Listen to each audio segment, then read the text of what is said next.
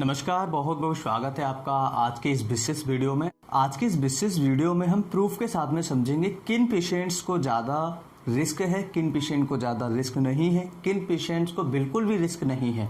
यानी हम ऐसे पेशेंट्स को 3 कैटेगरी में डिवाइड करेंगे, category A, category B, category C. इसके बाद हम समझेंगे इस पेशेंट्स को जो सिम्टम्स हो रहे हैं कोरोना वायरस से रिलेटेड, क्या ये सिम्टम्स स्टेबल हैं यानी कि एक जगह रुके हुए हैं, या फिर ये बढ़ रहे हैं, या फिर ये कम हो रहे हैं। तो सारी चीज़ों को हम समझेंगे। इसके बाद में हम समझेंगे कि आपको करना क्या है। ऐसे पेशेंट्स हैं जिनका ब्लड प्रेशर से रिलेटेड समस्या है, ऐसे पेशेंट्स जिनको ऑक्सीजन कम या ज़्यादा से रिलेटेड समस्या है, ऐसे मरीज जिनका हार्ट बीट बहुत ज़्यादा एकदम से धड़कन बढ़ जाती है, कम हो जाती है, सारी समस्याओं का हल इस वीडियो में हम समझेंगे। शुरू करते हैं। सबसे पहले हम category A, category B, category C के बारे में। कैटेगरी ए की बात करेंगे। यहाँ पर सबसे पहला दिया हुआ है रेस्पिरेटरी सिम्टम्स ओनली। ऐसे पेशेंट्स जिनको रेस्पिरेटरी से रिलेटेड सिम्टम्स हैं, जैसे कि हल्का फुल्का जुकाम होना, खांसी होना, थोड़ा बहुत उनको नाक से पानी आना यानी रनिंग नोज, तो ऐसे पेशेंट्स को क्या रखा है कैटेगरी ए में, यानी कि ग्रीन जोन में, यानी उन पेशेंट्स को कोई खतरा नहीं है। सेकेंड वाला पॉइंट है तो नो कोमॉर्बिडिटी।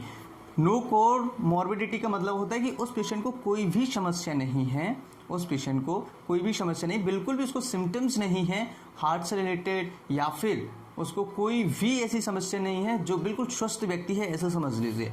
अब लास्ट में बात करते हैं कैटेगरी ए की, जो ग्रीन जोन में है। No sign of respiratory distress. अब रेस्पिरेटरी डिस्ट्रेस होने के कौन से ऐसे साइन हैं, इस वीडियो में हम येलो जोन में समझेंगे और रेड जोन में समझेंगे। येलो जोन की बात करते हैं। रेस्पिरेटरी डिस्ट्रेस यानी कि फेफड़े खराब हो रहे हैं।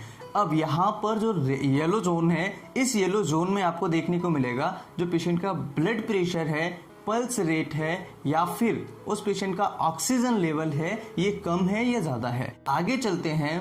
कैटेगरी बी में क्या है, पेशेंट को रेस्पिरेटरी सिम्टम्स तो हैं, लेकिन इसके साथ में क्या हो रहा है, कोमॉर्बिडिटी है। कोमॉर्बिडिटी यानी कि पेशेंट को हाइपरटेंशन है।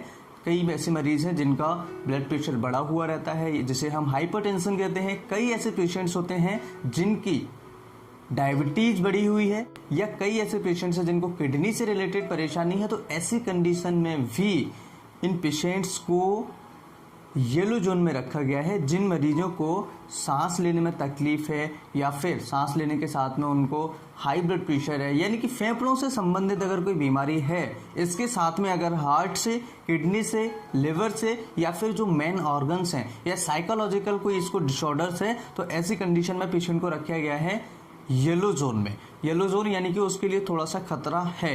कैटेगरी बी की तो यहाँ पर क्या दे रहे हैं, विदाउट एनी रेस्पिरेटरी डिस्ट्रेस। उस पेशेंट को कोई भी डिस्ट्रेस नहीं है। अब बात करते हैं, आते हैं पल्स के बारे में। ऐसे पेशेंट्स जिनकी पल्स 100 से नीचे है, 100 यानी कि 100 बार आपका दिल धड़क रहा है 1 मिनट में, अगर इससे कम है तो आपको येलो की कैटेगरी में रखा गया है, या फिर आपका 100 है तब भी आपको येलो की कैटेगरी में रखा जाएगा। अगर 70 है, 80 है तो आप ग्रीन जोन में रहेंगे, याद रखें। इसके बाद अगर कई पेशेंट्स हैं जिनका एसपीओ2 यानी ऑक्सीजन लेवल सैचुरेशन रेट जो है वो कितना होना चाहिए, वो हमेशा 97, 98, 99 होना चाहिए। लेकिन ऐसे पेशेंट का ऑक्सीजन लेवल अगर 94% से ऊपर है, लेकिन 97, 98 से कम है, तो ऐसे पेशेंट्स को हमने येलो जोन में रखा है, यानी कि उनको थोड़ा सा खतरा है। क्यों? क्योंकि उनका सैचुरेशन जो रेट है वो 94% से ज़्यादा है, लेकिन 97 से कम है, यानी नॉर्मल से कम है। अगर मान लीजिए कई पेशेंट्स हैं जिनका बीपी ब्लड प्रेशर अगर 90-60 आ रहा है, यानी कि सिस्टोलिक ब्लड प्रेशर उसका 90 है और डायसिस्टोलिक ब्लड प्रेशर उसका 60 है, अगर थोड़ा सा इससे ज़्यादा है या इतना है, तो ऐसे पेशेंट को येलो जोन में रखा गया है। अगर ऐसे पेशेंट जिनका रेस्पिरेटरी रेट जो है वो 24 के आसपास है, या फिर 24 से थोड़ा सा कम है, ऐसे पेशेंट्स को भी येलो जोन में रखा गया है, उनको भी थोड़ा सा खतरा है। अब बात करते हैं आगे रेड जोन के बारे में। रेड जोन में क्या है, पेशेंट को रेस्पिरेटरी सिम्टम्स तो हैं, इसके साथ में रेस्पिरेटरी डिस्ट्रेस है। रेस्पिरेटरी डिस्ट्रेस क्या है, उसे ARDS के नाम से जानते हैं। ARDS का फुल फॉर्म होता है एक्यूट रेस्पिरेटरी डिस्ट्रेस सिंड्रोम। जब ये किसी पेशेंट को होता है तो पेशेंट को सांस लेने में तकलीफ बहुत ज़्यादा होती है।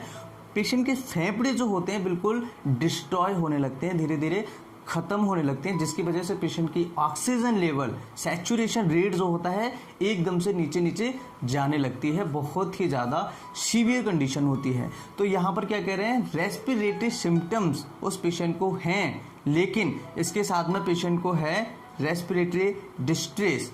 तो रेस्पिरेटरी डिस्ट्रेस हर किसी को नहीं होता है, बहुत ज़्यादा अगर किसी को बीमारी है तभी रेस्पिरेटरी डिस्ट्रेस होता है। अगर रेस्पिरेटरी डिस्ट्रेस है तो उस पेशेंट का ऑक्सीजन भी कम आता है, ऑक्सीजन लेवल जो होता है वो फॉल होता है। ठीक है, इसके अलावा विथ और विदाउट कोमॉर्बिडिटी, यानी कि ऐसे पेशेंट्स जिनको हार्ट से रिलेटेड परेशानियां हैं, फेफड़ों से संबंधित बीमारियां हैं, किडनी से संबंधित बीमारियां हैं, ब्रेन साइकोलॉजी से रिलेटेड संबंधित बीमारियां हैं, तो ऐसे मरीजों को रेड जोन में रखा गया है, उनको थोड़ा सा खतरा है। ऐसे मरीज जिनका ब्लड प्रेशर 90/60 से कम आ रहा है, 90/60 यानी कि ऊपर का 90 है जिसे हम सिस्टोलिक कहते हैं, और नीचे का जिसे हम डायसिस्टोलिक कहते हैं, ये 60 से कम है। ऐसे पेशेंट को रेड जोन में रखा गया है, उनको तुरंत एडमिट या फिर ट्रीटमेंट की ज़रूरत है। लेकिन ध्यान रहे, ऐसे पेशेंट को साथ में और भी सिम्टम्स होने चाहिए, जैसे कि सांस फूलना, गले में दिक्कत होना, कई सारे ऐसे सिम्टम्स हैं जो रेस्पिरेटरी से रिलेटेड हैं, बुखार आना, हिस्ट्री होना कहीं आने जाने की। जिन पेशेंट का ऑलरेडी ब्लड प्रेशर कम रहता है उनको ज़्यादा घबराने की ज़रूरत नहीं है। रेगुलर चेकअप कराएं, डॉक्टर से कंसल्ट करें, ऑनलाइन कंसल्ट करें, जैसे भी कंसल्ट कर सकते हैं डॉक्टर से कंसल्ट करना है।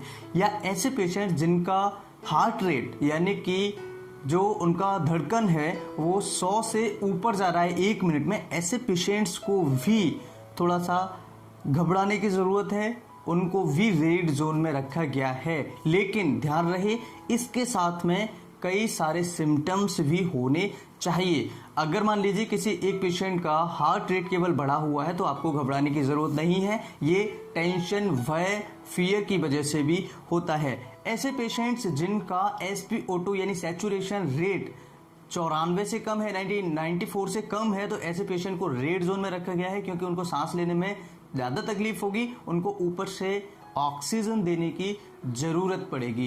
ये एक हमारे लिए बहुत महत्वपूर्ण साइन है। इसके अलावा अगर किसी पेशेंट की जो रेस्पिरेटरी रेट है वो 24 से ऊपर जाती है, 24 से अधिक हो रही है, ऐसे पेशेंट्स को भी हमें थोड़ा सा देखना है, ऐसे पेशेंट को भी हमें रेड जोन में रखा गया है। तो ये कुछ कैटेगराइज है, ये पेशेंट्स की कैटेगरीज हैं। अब आपकी समझ में आ गया होगा कि आपको क्या है या क्या नहीं है। यहाँ पर एक बात आपको ध्यान रखने वाली है, जो रेड जोन है उस रेड जोन में हमें ध्यान रखना है कि इसके अलावा या इसके साथ में आपको कई सारे सिम्टम्स होने चाहिए। मैं आपको वो सिम्टम्स बता रहा हूँ। सबसे पहला सिम्टम्स है सांस फूलना। अगर आपको रेड जोन वाले सिम्टम्स है तो इसके साथ में आपको सांस फूलने की दिक्कत होनी चाहिए, या फिर गले में कुछ अटका है, बहुत ज़्यादा दर्द होना चाहिए जिससे आपको निगलते समय या फिर नॉर्मली बहुत तेज़ दर्द हो रहा हो। इसके साथ में पेशेंट का ब्लड प्रेशर कम है, 90/60 से कम होना चाहिए, सैचुरेशन रेट, और अगर आप CVC कराते हैं तो लिम्फोसिट्स ऐसे पेशेंट्स में कम देखने को मिली है जिनको कोविड-19 के सिम्टम्स या लक्षण हैं। ऐसे पेशेंट्स में लिम्फोसिट्स जो कि CVC कराने पर देखने को मिलती है, कम थोड़ी सी देखने को मिली है। अब हम बात कर लेते हैं इसके अलावा और क्या सिम्टम्स हैं। कई ऐसे पेशेंट्स हैं जिनको बहुत ज़्यादा वीकनेस है, उनको खड़ा भी नहीं हुआ जा रहा, ऐसी कंडीशन में उनको डॉक्टर से मिलना है। कई ऐसे मरीज हैं जिनको बुखार ज़्यादा है, वीकनेस है, बुखार है, सांस लेने में तकलीफ है, गले में कुछ अटका सा महसूस हो रहा है, सांस लेने में डिफिकल्टी हो रही है। ये सिम्टम्स अगर किसी को हैं तो आपको डरने की ज़रूरत है, अगर ये सिम्टम्स एक साथ हैं तो।